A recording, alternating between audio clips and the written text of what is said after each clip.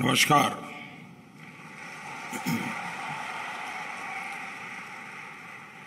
महाराष्ट्र के गवर्नर श्री भगत सिंह कोश्यारी जी, श्रीमान देवेंद्र फडणवीस जी, श्रीमान सुभाष देसाई जी, ईस्ट यूनिवर्सिटी के founder president professor S B. Mujumdar ji, principal director doctor Vidya A. Rautkekar ji, सभी फैकल्टी मेंबर्स, विशिष्ट अतिथिगण और मेरे युवा साथियों,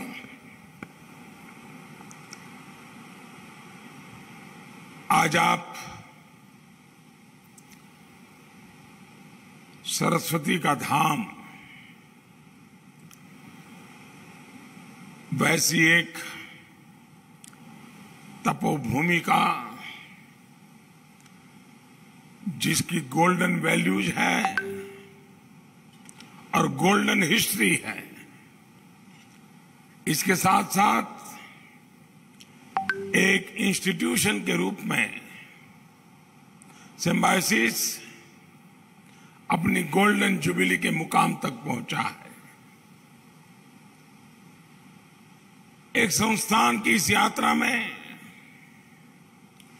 कितने ही लोगों का योगदान होता है, अनेक लोगों की सामूहिक भागीदारी होती है। जिन स्टूडेंट्स ने यहां से पढ़कर सिम्बायोसिस के विजन और वैल्यूज को एडॉप्ट किया, अपनी सक्सेस से सिम्बायोसिस को पहचान दी, उन सबका भी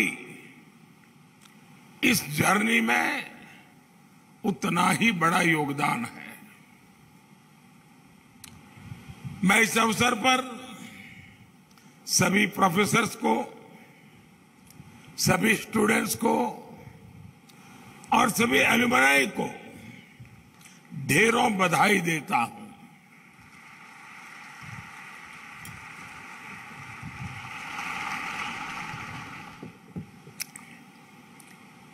मुझे इसी गोल्डन मोमेंट पर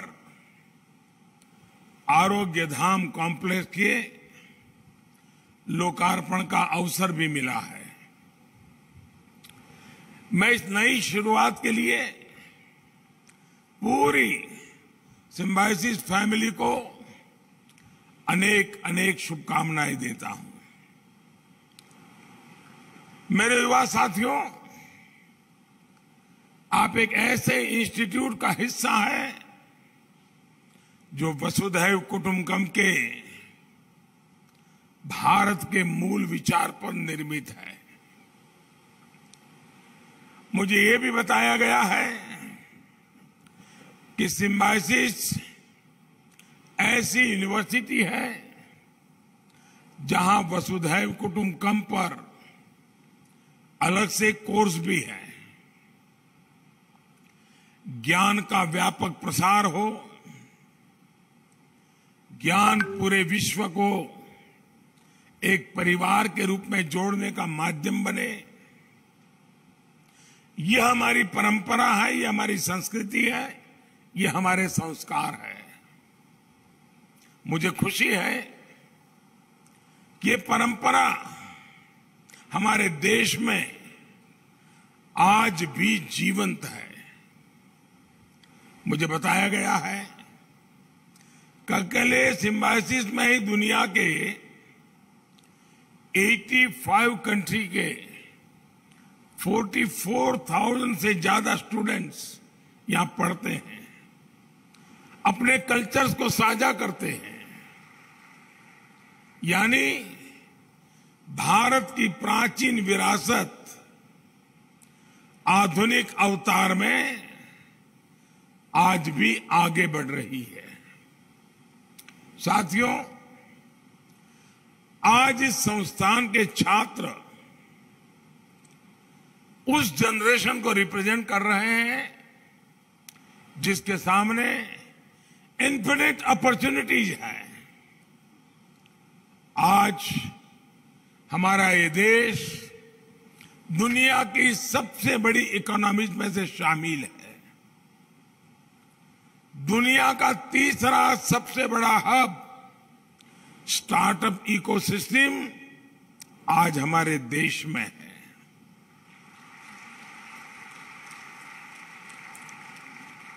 startup India, stand up India, make in India और आत्मनिर्भर भारत जैसे मिशन आपके एस्पिरेशंस को रिप्रेजेंट कर रहे हैं। आज का इंडिया इनोवेट कर रहा है, इंप्रूव कर रहा है और पूरी दुनिया को इन्फ्लुएंस भी कर रहा है।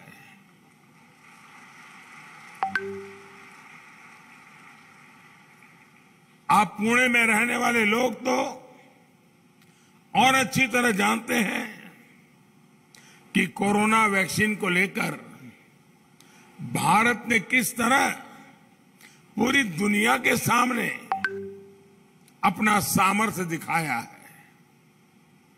अभी आप लोग यूक्रेन संकट के समय भी देख रहे हैं कि कैसे ऑपरेशन गंगा चलाकर भारत अपने नागरिकों को युद्ध क्षेत्र से सुरक्षित बाहर निकाल रहा है।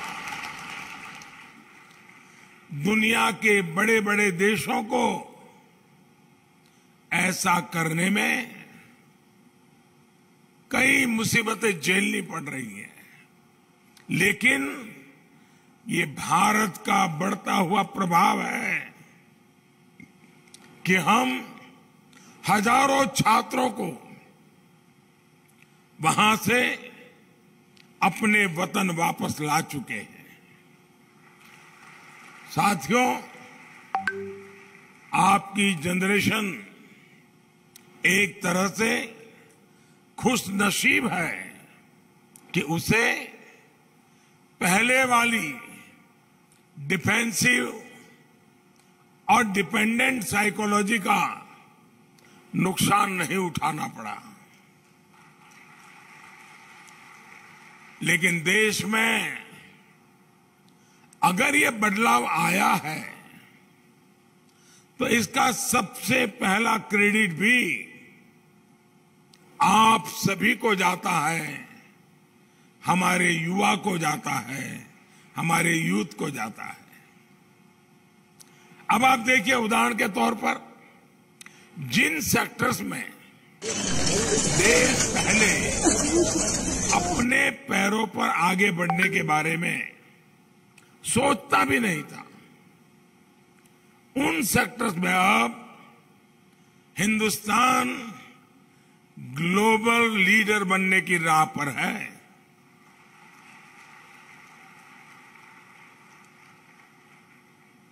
मोबाइल मैन्युफैक्चरिंग का एग्जाम्पल हमारे सामने है।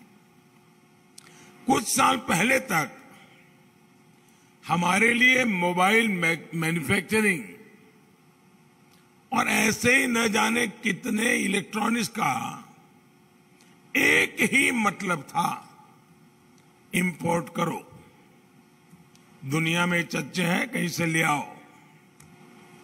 डिफेंस सेक्टर में हम दशकों से ये मानकर चल रहे थे कि जो दूसरे देश हमें देंगे हम उसी के भरोसे कुछ कर सकते हैं। लेकिन आज स्थिति भी बदली है, परिस्थिति भी बदले हुए है। मोबाइल मैन्युफैक्चरिंग में भारत दुनिया का दूसरा सबसे बड़ा देश बनकर के उभरा है।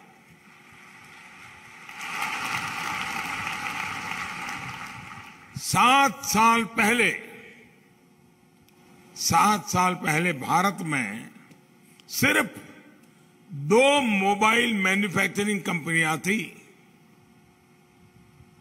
आज 200 से ज्यादा मैन्युफैक्चरिंग यूनिट्स इस काम में जुटी है। डिफेंस में भी दुनिया के सबसे बड़े इंपोर्टर देश की पहचान वाला भारत आज डिफेंस एक्सपोर्टर बन रहा है। आज देश में 2 बड़े डिफेंस कॉरिडोर बन रहे हैं, जहां बड़े से बड़े आधुनिक हथियार बनेंगे, देश की रक्षा जरूरतों को पूरा करेंगे। साथियों, आजादी के 75वें साल में हम एक नए भारत के निर्माण के नए लक्ष्यों के साथ आगे बढ़ रहे हैं। इस अमृत अभियान का नेतृत्व हमारी युवा पीढ़ी को ही करना है। आज सॉफ्टवेयर इंडस्ट्री से लेकर हेल्थ सेक्टर तक, एआई और एआर से लेकर ऑटोमोबाइल और ईवी तक, क्वांटम कंप्यूटिंग से लेकर मशीन लर्निंग तक, हर फील्ड में नए मौके बन रहे हैं। देश में जियो स्पेशल सिस्टम्स, ड्रोन से लेकर के सेमीकंडक्टर और स्पेस टेक्नोलॉजी तक लगातार रिफॉर्म्स हो रहे हैं। ये रिफॉर्म्स सरकार का रिकॉर्ड बनाने के लिए नहीं है, ये रिफॉर्म्स आपके लिए अवसर लेकर के आए हैं। और ये मैं कह सकता हूं, ये रिफॉर्म्स आपके लिए हैं, नौजवानों के लिए है।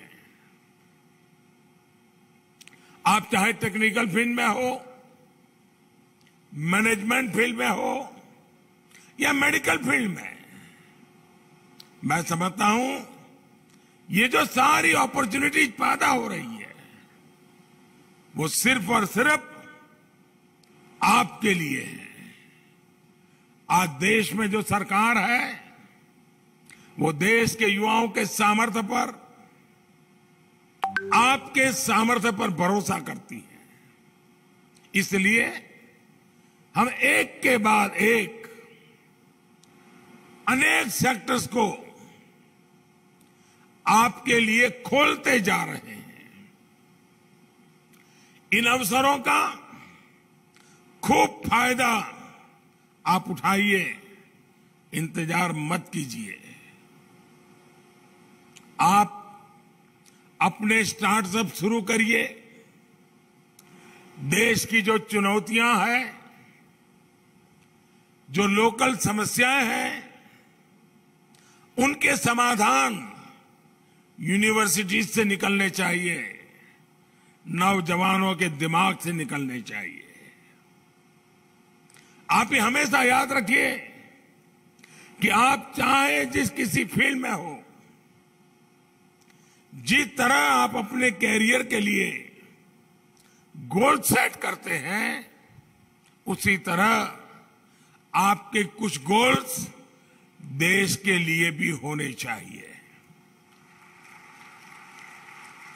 अगर आप टेक्निकल फील्ड से हैं, तो आपके इनोवेशंस, आपका काम कैसे देश के काम आ सकता है। क्या आप कोई ऐसा प्रोडक्ट डेवलप कर सकते हैं जिससे गांव के किसान को हेल्प मिले, रिमोट एरियाज में स्टूडेंट्स को कुछ मदद हो सके। इसी तरह अगर आप मेडिकल फील्ड में हैं, तो हमारे हेल्थ इंफ्रास्ट्रक्चर को कैसे मजबूत किया जाए, कैसे गांवों में क्वालिटी हेल्थ सर्विस उपलब्ध हो, इसके लिए आप टेक फ्रेंड्स के साथ मिलकर नए स्टार्टअप प्लान कर सकते हैं। आरोग्य धाम जैसे भी जिस विजन का सिम्बोसाइज ने शुरू किया है, यह भी पूरे देश के लिए एक मॉडल के रूप में काम आ सकता है। और जब मैं आरोग्य की बात कर रहा हूं तो आपसे ये भी कहूंगा कि अपनी फिटनेस का भी ध्यान जरूर रखिएगा। खूब हंसिए, अभी नहीं, बाद में जोक्स मारिए, खूब फिट रहिए और देश को नई ऊंचाई पर लेकर जाइए। हमारे गोल्स जब पर्सनल ग्रोथ से बढ़कर नेशनल ग्रोथ के साथ जुड़ जाते हैं तो राष्ट्र निर्माण में स्वयं की भागीदारी का एहसास बढ़ जाता है। साथियों, आज जब आप अपनी यूनिवर्सिटी के 50 वर्ष के मुकाम को सेलिब्रेट कर रहे हैं तो मैं इस सिम्बायोसिस फैमिली से कुछ आग्रह करना चाहता हूं और सिर्फ यहां बैठे हुए लोगों को नहीं, आपको भी आग्रह करना चाहता हूं। क्या सिम्बायोसिस में हम एक परंपरा विकसित कर सकते हैं क्या कि हर वर्ष किसी एक थीम के लिए डेडिकेट किया जाए और यहां जो भी लोग हैं किसी भी फील्ड में होंगे वे एक साल अपने बाकी कामों के उपरांत इस एक थीम के लिए उनका कोई न कोई डेडिकेशन, योगदान, भागीदारी, इनिशिएटिव होना चाहिए। अभी से मानो तय करें कि जब गोल्डन जुबली बना रहे हैं तो नेक्स्ट 5 ईयर, 5 साल 2022 का थीम कौन सा होगा, 2023 का थीम कौन सा होगा, 2027 का थीम कौन सा होगा, क्या अभी से हम तय कर सकते हैं? और जैसे एक थीम मैं बताता हूं, जरूरी नहीं कि इसी थीम पे चलना चाहिए, आपकी अपनी योजना से बनाइए। लेकिन हम मान लीजिए, सोच लीजिए कि भाई ग्लोबल वार्मिंग ये विषय ले लिया, 2022 पूरा ये हमारा परिवार ग्लोबल वार्मिंग के हर पहलू उसी का अध्ययन करे, उसी पर रिसर्च करे, उसी पर सेमिनार करे, उसी पर कार्टून बनाए, उसी पर कथाएं लिखे, उसी पर कविताएं लिखे, उसी पर कुछ इक्विपमेंट मैन्युफैक्चर करें। यानी बाकी सब करते करते एक अतिरिक्त काम, एक थीम ले लें, लोगों को भी जागरूक करें। उसी प्रकार से जो हमारे कोस्टल एरियाज है या फिर समुद्र पर क्लाइमेट चेंज के प्रभाव पर भी हम लोग काम कर सकते हैं। ऐसे ही एक थीम हो सकती है कि हमारे बॉर्डर एरियाज के विकास के लिए, जो हमारे आखिरी गांव है, जो हमारी सीमा की सुरक्षा में सेना के साथ कंधे से कंधा मिला करके जी जान से जुटे रहते हैं, एक प्रकार से पीढ़ी दर पीढ़ी वो हमारे देश के रक्षक हैं। क्या हम यूनिवर्सिटी के द्वारा हमारे परिवार में हमारे बॉर्डर डेवलपमेंट का प्लान क्या हो सकता है? इसके लिए यूनिवर्सिटी के स्टूडेंट्स उस इलाके का टूर करें, वहां के लोगों की दिक्कतें समझे, फिर यहां आकर के बैठ करके चर्चा करें, समाधान खोज के निकालें। आपकी यूनिवर्सिटी एक भारत श्रेष्ठ भारत की भावना को मजबूत करने के लिए वसुधैव कुटुंबकम भी, उस सपना भी साकार तब होता है जब एक भारत श्रेष्ठ भारत का सपना साकार होता है।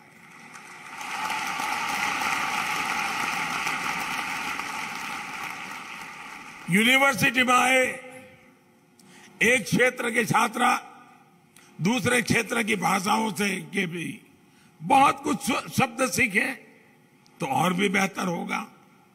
आप लोग लक्ष्य रख सकते हैं कि जब सिम्बायोसिस का छात्र जब यहां से पढ़कर निकलेगा तो मराठी समेत भारत की 5 अन्य भाषाओं के कम से कम 100 शब्द, 100 वर्ड्स उसको पक्के याद होंगे और जीवन में उसकी उपयोगिता उसको पता होगी। हमारे आजादी के आंदोलन का इतिहास इतना समृद्ध है।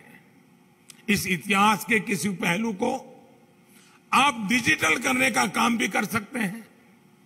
देश के युवाओं में एनएसएस, एनसीसी की तरह हम किस तरह और नई एक्टिविटीज को बढ़ावा दे सकते हैं, इस पर भी ये पूरा परिवार मिलकर के काम कर सकता है। जैसे वाटर सिक्योरिटी का विषय हो, एग्रीकल्चर को टेक्नोलॉजी से जोड़ने का विषय हो, सॉइल हेल्थ टेस्टिंग से लेकर के फूड प्रोडक्ट की स्टोरेज और नेचुरल फार्मिंग तक, आपके पास रिसर्च लेकर जागरूकता बढ़ाने के लिए बहुत से टॉपिक्स हैं। ये टॉपिक क्या होंगे इसका निर्णय मैं आप पर छोड़ता हूं, लेकिन ये जरूर कहूंगा कि देश की आवश्यकताओं को, देश की समस्याओं के समाधान को आप अपने उन विषयों को चुनिए, ताकि हम सारे नौजवान, सारे यंग माइंड मिलकर के, इतनी बड़ा इंफ्रास्ट्रक्चर है, व्यवस्थाएं हैं, हम कुछ न कुछ सॉल्यूशन दे देश को। और मैं आपको निमंत्रण दे रहा हूं कि आप अपने सुझावों और अनुभवों को सरकार से भी साझा करिएगा। इन थीम्स पर काम करने के बाद आप अपनी रिसर्च, आपके रिजल्ट, आपके आइडियाज, आपके सुझाव प्रधानमंत्री कार्यालय को भी भेज सकते हैं। मुझे विश्वास है कि जब यहां के प्रोफेसर्स, यहां के फैकल्टी, यहां के छात्र मिलकर इस अभियान का हिस्सा बनेंगे तो बहुत अद्भुत नतीजे निकलेंगे। आप कल्पना कीजिए, आज आप 50 साल मना रहे हैं, जब 75 साल मनाएंगे और 25 साल में देश के लिए 25 थीम पर 50-50 हजार माइंडों ने काम किया हो, कितना बड़ा संपुट आप देश को देंगे। और मैं समझता हूं इसका बहुत बड़ा फायदा सिम्बायोसिस स्टूडेंट्स को ही होगा। आखिर में मैं सिम्बायोसिस के स्टूडेंट्स को एक और बात कहना चाहता हूं। इस संस्थान में रहते हुए आपको अपने प्रोफेसर से, टीचर से, अपने साथियों से बहुत कुछ सीखने को मिला होगा। मेरा आपको सुझाव है कि सेल्फ अवेयरनेस, इनोवेशन और रिस्क टेकिंग एबिलिटी को हमेशा मजबूत बनाए रखिएगा। मैं आशा करता हूं कि आप सब इसी भावना के साथ अपने जीवन में आगे बढ़ेंगे और मुझे विश्वास है कि 50 साल की आपके पास एक ऐसी पूंजी है, अनुभव की पूंजी है। अनेक एक्सपेरिमेंट करते करते आप यहां पहुंचे हैं। एक खजाना है आपके पास, ये खजाना भी देश के काम आएगा। आप फले फूले और यहां पर आने वाले हर बच्चा अपना उज्जवल भविष्य बनाने के लिए आत्मविश्वास के साथ निकल पड़े, यही मेरी आपको शुभकामनाएं है। मैं फिर एक बार आपका धन्यवाद इसलिए भी करूंगा कि मुझे आपके बीच आने के लिए कई अवसर मिलते रहते हैं, लेकिन आ नहीं पाता हूं। जब मुख्यमंत्री था तो एक बार जरूर पहुंच गया था आपके बीच। आज फिर इस पवित्र धरती पर आने का मौका मिला है। मैं आप सबका बहुत आभारी हूं कि मुझे इस नई पीढ़ी के साथ रूबरू होने का अवसर दिया। बहुत बहुत धन्यवाद, बहुत बहुत शुभकामनाएं।